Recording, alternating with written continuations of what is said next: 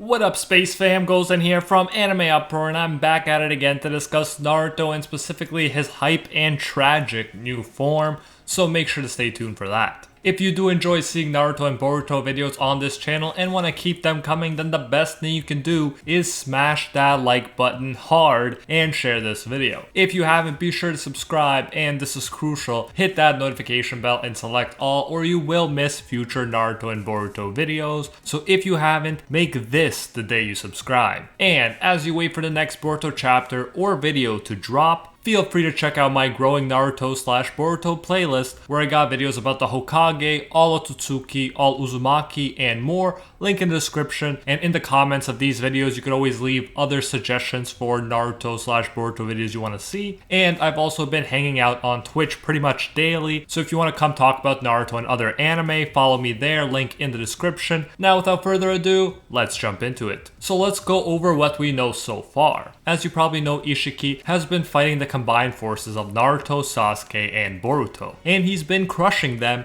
seemingly without even really trying. If we remember back to their first fight against Jigen, we'll get an even better sense of how strong Ishiki is now, and thus how strong Naruto's new form will have to be. Jigen's body as a vessel was called a defective failure by Ishiki, and yet in that body, Ishiki was still able to beat Naruto and Sasuke working together. He was able to beat them both to a pulp and seal Naruto away, although Naruto did help Sasuke escape, though barely. So already, a very imperfect vessel was straight up overpowering their combined forces. Then, fast forward to the reincarnated Ishiki. The reincarnated Ishiki, although he has a time limit, is much stronger than he was when he was just using Jigen's body. Kashin Koji, who faced both, points out that Jigen is on a whole different level of power after being reincarnated, and Ishiki himself says that after his reincarnation, his whole body is brimming with incredible power. And that is actually why he gives himself only 2 or 3 days left, because the vessel cannot withstand such power. So this is actually kind of similar to Naruto's new form,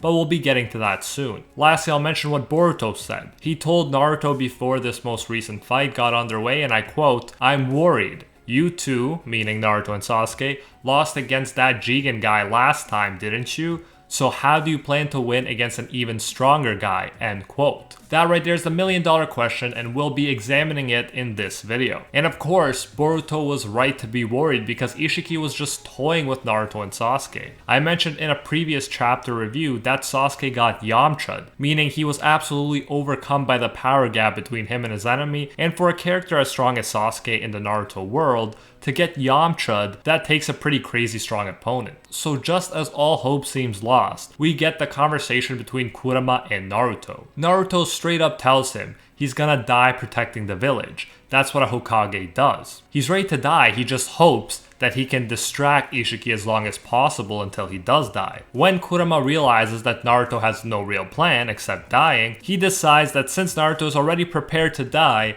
there might be another way. Meaning that Kurama believes this way can actually compete with or even defeat Ishiki, although it will cost Naruto his life. This is huge because if a weaker Ishiki could defeat the combined force of Naruto and Sasuke, then this means Naruto's new form will completely separate him from Sasuke in terms of power, his lifelong rival. And so Sasuke is going to get Vegeta'd as well as Yamcha'd. Definitely not a great time for Sasuke fans. Kurama goes on to tell Naruto that this way he speaks of is do or die. Last stand, ace up your sleeve kind of thing. Only worth trying since Naruto is expecting to get killed anyway. And this is a huge reveal since we followed these guys for so long and we never knew about this ace up their sleeve. And when Naruto asks why Kurama never brought it up before, he says because Naruto will die. He says, do this and it's over. So there's seemingly no gray area here, or you only have a 10% chance of survival kind of thing. Kurama says that if Naruto uses this form, he'll die. Kurama is only bringing it up now since Naruto will be killed either way, so might as well go out with a bang. Naruto then tells Kurama he's ready. And bam, we see the new form that shocks Sasuke, who barely recognizes him, and even Ishiki, the usually composed, overpowering presence, is shocked, thinking, WTF, what's with this chakra? End quote. So clearly it's suggested that this is by far the strongest Naruto has ever been. this will be his strongest form. Kurama believes enough that this form might make a difference that he brought it up even if it means certain death. Just like Ishiki,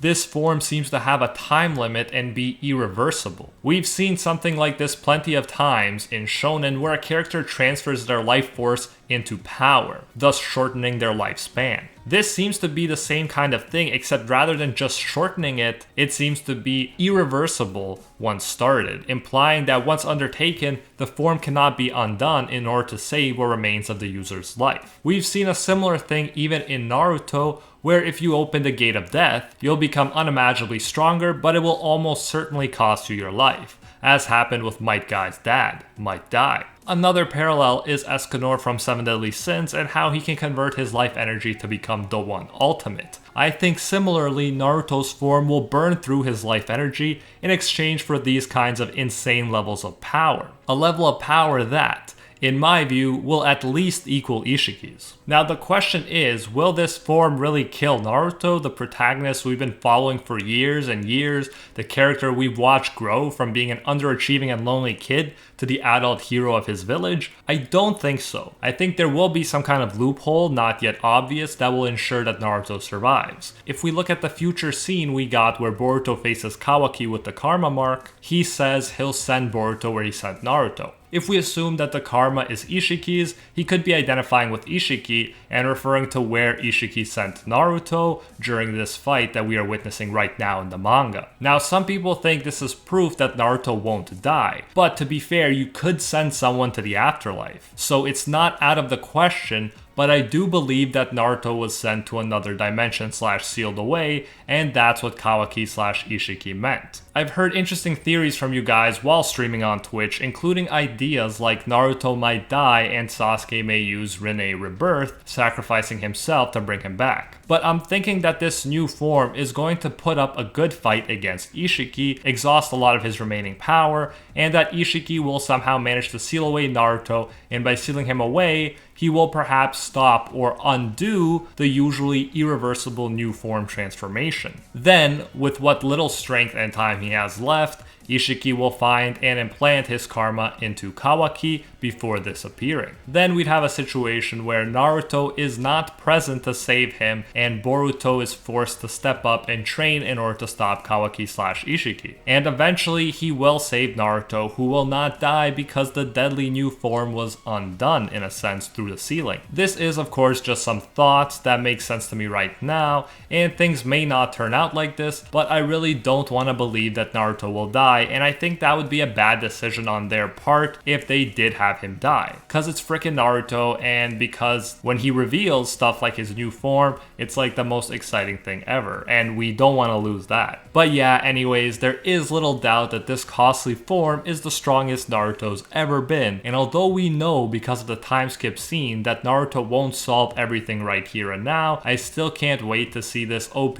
form in action. Let me know your thoughts about this new form, how strong you think it is, and what will happen moving forward in the manga. Just let me know in the comments. If you did enjoy this video and want to keep the Naruto / Boruto videos coming, make sure to smash that like button to let me know and share this video with any fellow Naruto fans. If you haven't, be sure to subscribe, and this is crucial, hit that notification bell and select all, or you will miss future Naruto / Boruto videos, which you definitely don't want to happen right now because this is the best Boruto has ever been. So if you haven't, make this the day you subscribe. And as you wait for the next exciting Boruto chapter or video to drop, feel free to check out my growing Naruto / Boruto playlist, where I got videos about the Hokage, all Otsutsuki, all Uzumaki, and much more. Link to that is in the description, and I've also been hanging out on Twitch pretty much daily, so if you want to come talk about Naruto and other anime, follow me there, also linked in the description. And I especially want to thank the Patron squad over on Patreon and here on YouTube who help make videos like this one possible. First and foremost, I want to thank the Patron of Legend, the one acknowledged by Lord Twigo himself, Alpha Sigma, and are the 1-tier patrons, the ones who stand atop all clans, Ingrata,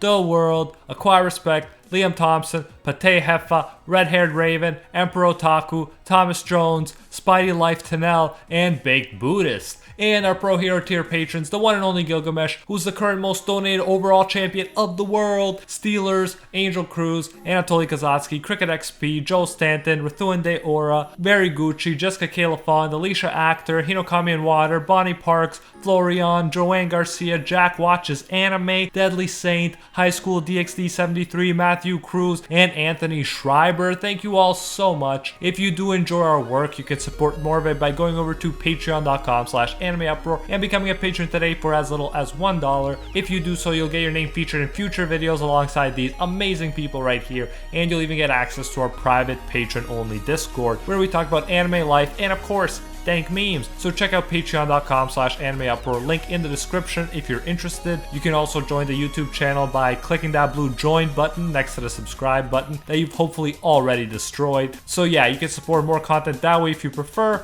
Whichever way you choose to support us, you can get the same great benefits. And until next time, see ya, Space Cowboys!